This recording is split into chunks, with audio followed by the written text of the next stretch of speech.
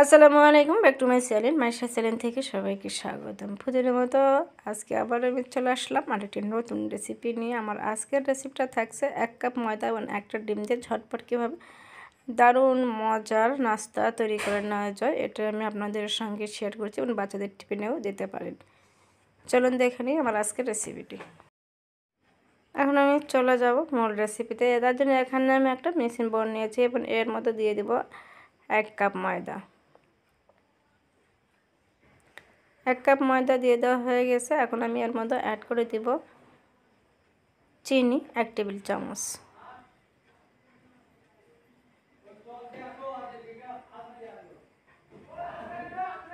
এবং দিয়ে দিচ্ছি 1/4 চামচ লবণ। দিয়ে খুব ভালো করে শুকনো উপকরণগুলো মিক্সড করে নিতে হবে। এখন আমি এর মধ্যে দিয়ে দিব একটা ডিম ফেটে নিয়েছি, ডিমটা দিয়ে দেব।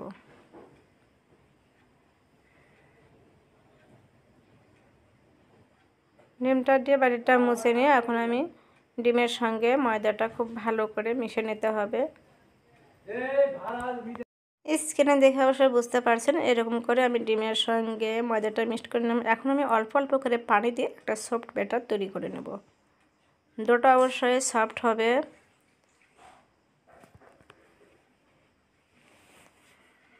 দেখুন কীরকম সফট হবে, ঠিক এরকম একটা সফট ডো তৈরি হবে। এরকম করে কিছুক্ষণ মথে নিতে হবে।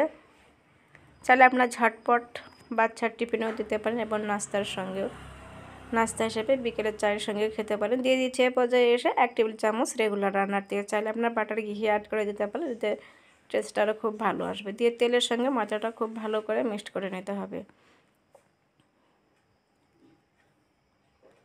দেখতেই পাচ্ছেন আমি কীরকম করে মিক্সড করে নিলাম। ঠিক এই পর্যায়ে এরকম করে মিক্সড করে নিতে হবে। চাইলে আপনারা এভাবে বাসায় তৈরি করতে পারেন, নতুনদের উদ্দেশ্যেই বলতেছি।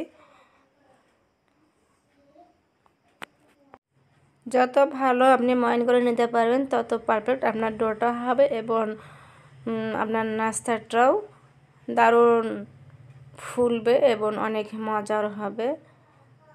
আর ভালো লাগলে অবশ্যই লাইক কমেন্ট শেয়ার করতে ভুলবেন না। যারা এখনও আমার চ্যানেলকে সাবস্ক্রাইব করেননি সাবস্ক্রাইব করে নেবেন এবং নতুন নতুন রেসিপি পেতে আমার চ্যানেলের সঙ্গেই থাকবেন। এভাবে মেখে দেখতেই পারলেন আমি অনেক সুন্দর করে একটা ডো মেখে নিলাম। এখন আমি সামান্য উপরে এরকম করে তেল দিয়ে যাতে উপর থেকে ড্রাই না হয়ে আসে, এখন আমি ঢাকনা দিয়ে ঢেকে রেখে দেব। ঢাকনা দিয়ে ঢেকে রেখে দিলাম 10 মিনিটের জন্য। আপনাদের হাতে সময় থাকলে আপনার আধা ঘন্টা রেখে দেবেন। 10 মিনিট পরে আমি চলে আসলাম, ঢাকনাটা এখন উঠিয়ে নিয়েছি। দেখতে পাচ্ছেন ডোটা আরও অনেক সফট হয়ে এসেছে এবং কিছুটা ফুলেছে।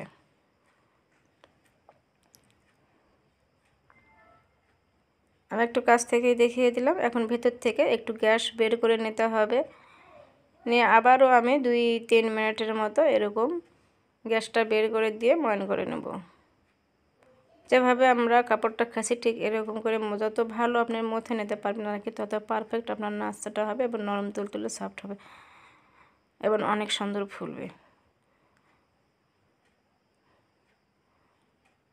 স্ক্রিনে দেখে অবশ্যই বুঝতে পারছেন আমি কীরকম করে নিলাম, ঠিক এরকম করে নেবেন। আবারও আমি হাতে একটু তেল মেখিয়ে নিলাম।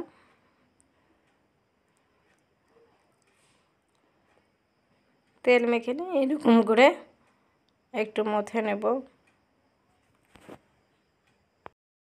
মথে নেওয়া হয়ে গেলে এখন আমি লেচি কেটে নেব। অনেক ধরনের নাস্তার রেসিপিটা আমার চ্যানেলে দেওয়া আছে, চাইলে আপনারা দেখে আসতে পারেন।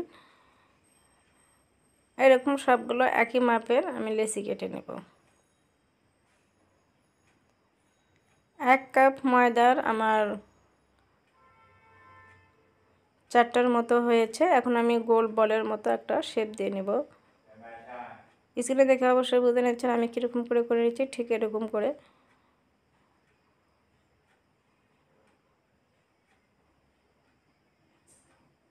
যেরকম করে আমরা রুটি বা ব্রেডের বলটার শেপ দিয়ে নিই, ঠিক এরকম করে নিতে হবে। তো আমি 4টা এভাবে করে নেব। আপনাদের সুবিধার্থে আমি আরেকবার দেখিয়ে দিলাম। ঠিক এরকম করে চারপাশ থেকে মুখটা মুড়িয়ে নিলে অনেক সুন্দর একটা শেপ আসবে। এটা আসলে স্ক্রিনে দেখে বুঝে নিতে হবে, এতে বোঝানোর কিছু নেই। সবগুলো এরকম করে এক পাশে করে নিয়ে আসতে হবে, তাহলে দেখতেও সুন্দর লাগবে।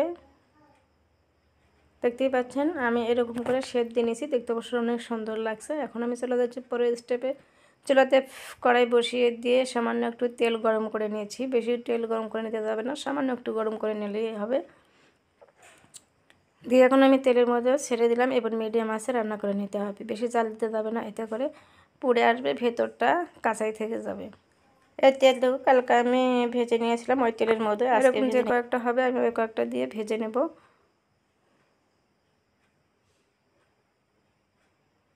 অনেক সুন্দর ঝটপট একটা নাস্তা বানিয়ে নেওয়া যায়।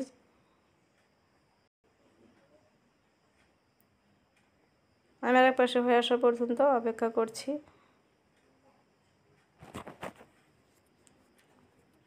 এরকম করে বেশিক্ষণ এক পাশে রাখতে যাবেন না, এতে করে পুড়ে যাবে। একটু পরপরই এপাশ ওপাশ উল্টিয়ে পাল্টিয়ে দিতে হবে। দেখতে পাচ্ছেন একদম পারফেক্ট হয়েছে এবং ভিতরে ফেটে গিয়েছে, দারুণ সুন্দর একটা কালার এসেছে। এখন আমি এভাবে সবগুলোই ভেজে নেব এবং একটা ডিশে উঠিয়ে নিয়েছি আমি কিছুটা সস দিয়ে। এখন আমি পরিবেশন করছি। ওপরে আর একটু করে সস। অবশ্যই এটা আমার বাসায় তৈরি করা সস রেসিপি, আমার চ্যানেলে দেওয়া আছে, চাইলে আপনারা এভাবে তৈরি করে নিতে পারেন। আমার আজকের রেসিপিটি যদি ভালো লেগে থাকে তাহলে অবশ্যই বন্ধুদের সঙ্গে পরিবারের সঙ্গে বেশি বেশি করে শেয়ার করবেন এবং পাশে থাকার বেল বাটনটা বাজিয়ে দেবেন, এতে করে আমি যখন নতুন কোনো ভিডিও আপলোড দেব সবার আগে আপনার মোবাইলে নোটিফিকেশনটা পৌঁছে যাবে। আমি একটু কাছ থেকেই দেখিয়ে দিলাম, দেখুন কতটা লোভনীয় হয়েছে নাস্তার রেসিপিটা। চাইলে আপনারা এভাবে তৈরি করবেন। আজকে আল্লাহ হাফেজ।